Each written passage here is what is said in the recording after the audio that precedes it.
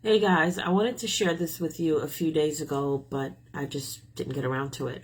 Um, a lot of times we go through things and we like to title it as, oh, that was a coincidence, or that was just, intuition.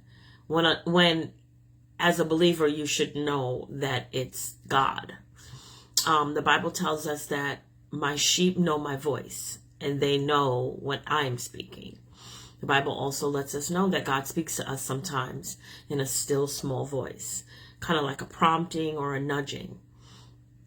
But oftentimes we just chalk it up to coincidence, and that's not always the case. Share a story with you real quick. I was in New York. I'll make this as quick as possible. And I wanted to go to my old church when I was in New York the last time. And so I prepared to go to church.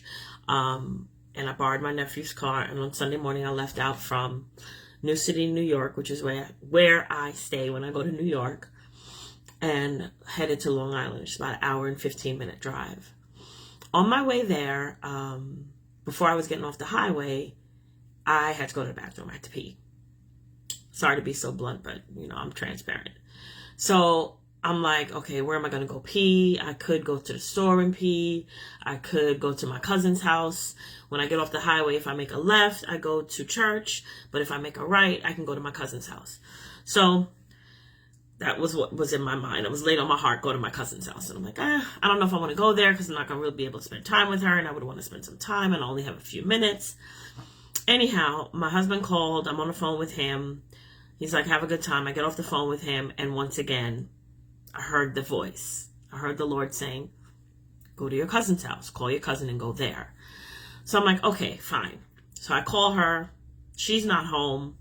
She's like, I just left the house, but here's the code to get in the house. Go there and use the bathroom. So I get to her house. I can barely walk. That's how bad I gotta go. And I'm trying to put the code in. I don't know if it's for the front door or the garage.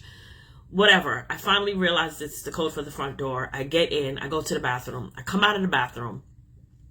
And as I'm getting ready to leave to now get back on the road and go to church a couple minutes down the road, I heard like a hissing, like a rattling. And I'm like, what is that noise? So I get out the bathroom. I go down the hallway towards her kitchen, and she has the stove on. There's a pot on the stove. It's boiling. The lid is jumping. The flame is high. And I'm like, oh my God. So obviously I turn it off. I get back in the car. I'm like, did you know you left the stove on? She's like, no, I forgot, blah, blah, blah, blah, blah. I say all of that to say, everything's not a coincidence, y'all. The Lord speaks. He's intentional. Don't chalk everything up to it being a coincidence, or it was intuition, or it was just good luck. No, that was God.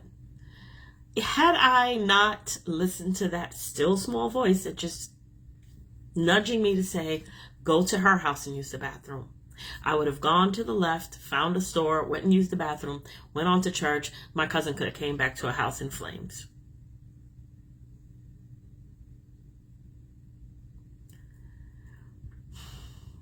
But here's the thing. If we're not in relationship with Christ and we are not seeking after his heart and talking to him, he's not going to talk to you. You're not going to be able to pick up on that still small voice and realize that that is so important.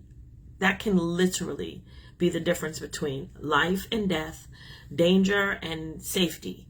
So just be intentional. Block out the noise. Turn off the stuff. And just be intimate with Christ and let him talk to you. Because he's got a lot to say. He's got a lot to say. That's it, y'all. Just wanted to share that. Be encouraged.